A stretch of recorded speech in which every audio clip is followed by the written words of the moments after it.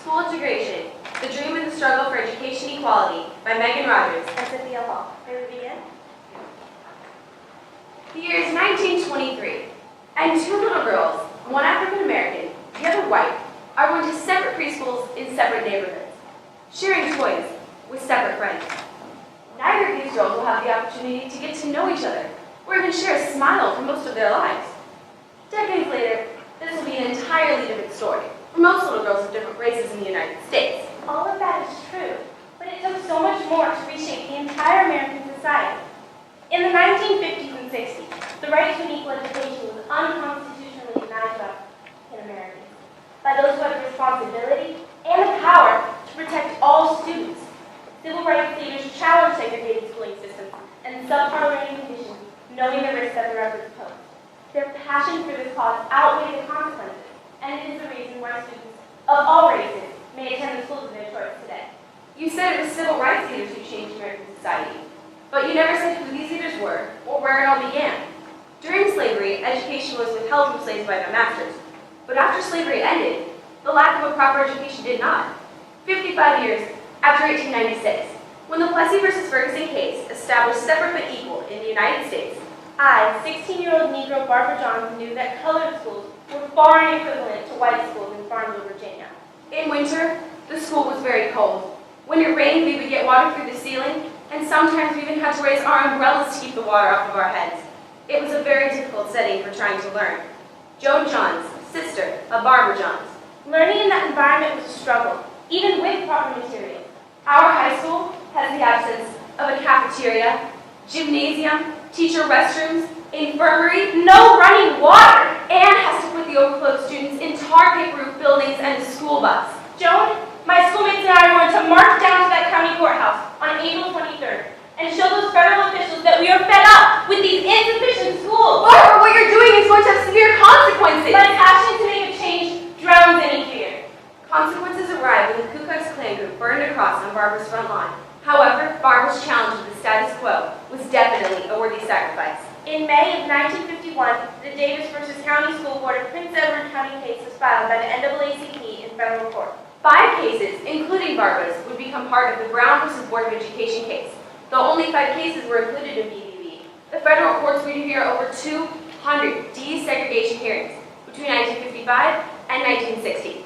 Does the segregation of children in public schools solely on the basis of race, even though physical facilities and other tangible factors may be equal, deprive the children of the minority group of equal education opportunities?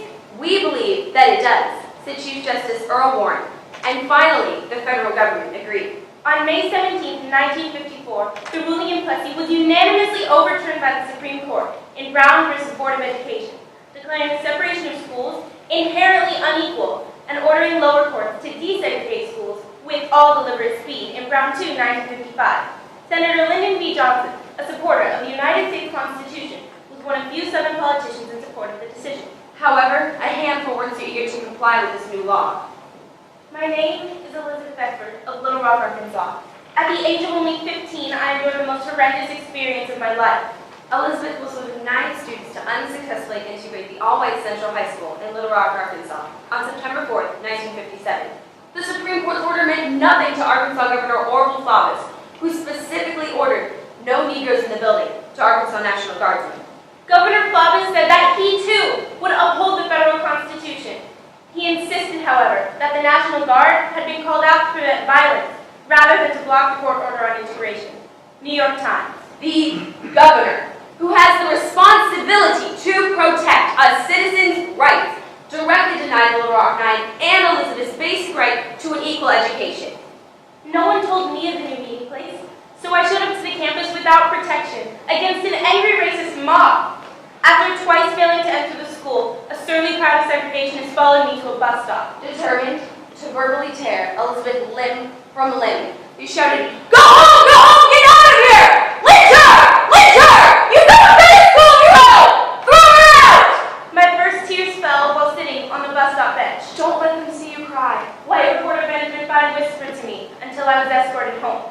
The rest of the Little Rock 9 had been denied, but with only half the mouths Elizabeth had endured. One of the 9 Negroes 15-year-old Terrence Roberts is a straight A student. He is eager to continue with his schooling so that he can prepare for college. No one urged me to go to a white school, he said. I just feel that Central is a better school than Horace Mann. The skewed vision of segregationists perceive those for integration as lethal enemies and instigators. Though just like Terrence Roberts, all they sought was equal education. Passionate segregationists assumed they were victorious that day at the grounds of Central. But after news and media reports of Elizabeth's attack had circled the bill, even segregationist leaders were cringing at the photographs. It is one thing to assert that the Negro children should remain at Dunbar, another to threaten and intimidate them. Editor of the Arkansas Recorder, John Wells. After 22 days, the Little Archives successfully entered Central for good, with help from President Eisenhower. But Elizabeth's struggle had not ceased. Miss Huckabee, I can't continue to cope with any more harassment today. Could I finish our studying in your office? Oh, of course, dear. Take a seat. January 12th. Someone spits on Elizabeth's hand. January 14th. Elizabeth pushed down onto the stairs, face forward, comes crying into Miss Huckabee's office. January 29th. Elizabeth attacked with spitballs again. January 31st. After girls serenaded her with humiliating songs in gym, Elizabeth asked her grandfather to take her home. Miss Huckabee's journal. The vice principal for girls at Central. Many wonder who mistreated Elizabeth more, her classmates who physically and verbally tormented her, or much of the staff at Central who allowed the students to get away with this abuse. Is it not the responsibility of a teacher to protect their students? Some might say 6-year-old Ruby Bridges was in the same boat as Elizabeth after integrating the all-white elementary school, William France, in New Orleans on November 14, 1960. After Ruby's first 2 days, 5,000 angry segregationists swarmed the ground shouting, 2, 4, 6, 8! We don't want to integrate! Barbara Henry was the only teacher willing to educate Ruby, but together, neither of them missed a single day of first grade. When Ruby returned to France in the fall, there was not a protester in sight. She was in a class with 20 other students, and not the only black child in school. The struggle was far from over, though. This attempt included only 12 students in only 6 schools. The Orleans Parish School Board was forced to abolish the pupil placement law, which restricted the number of integrated students. But by 1964, only 809 African Americans had integrated formerly white schools in the Deep South. But that was a gigantic leap to accelerate integration. 1940, only 30% of Americans believed that whites and blacks should attend the same schools. By 1950, that statistic had risen to 49%. And by 1963, this figure had risen to 62%. By 1968, 32% of African Americans in the Deep South had attended a majority white school. And by 1988, this figure had risen to 45% nationwide. And in 2004, 2 little girls are attending the same preschool. They will one day be the best of friends. One of these 4-year-olds is white, the other black. They compete on the same softball team and later attend integrated grade schools, still oblivious as to why they have this freedom, though forever in debt to the civil rights leaders who risked their lives for desegregation. Their passion for this cause outweighed the consequences, and it is the reason why students of all races may attend the schools of their choice today. It is now their responsibility to uphold the educational rights of those behind them. It is very simple but very important. Lift as you climb. As this next generation makes its way through society, they have to remember to lift up the generation behind them. Do important things. Make sure that everyone has access to education, without regard to where they live, or their resources, or their race, or their gender. Open up doors that have been closed. We've done enough to keep the doors open, even though there are forces trying to close it. We need people like you to keep the doors open for the generation that follows. Harvard University Law Professor, Charles Ogletree.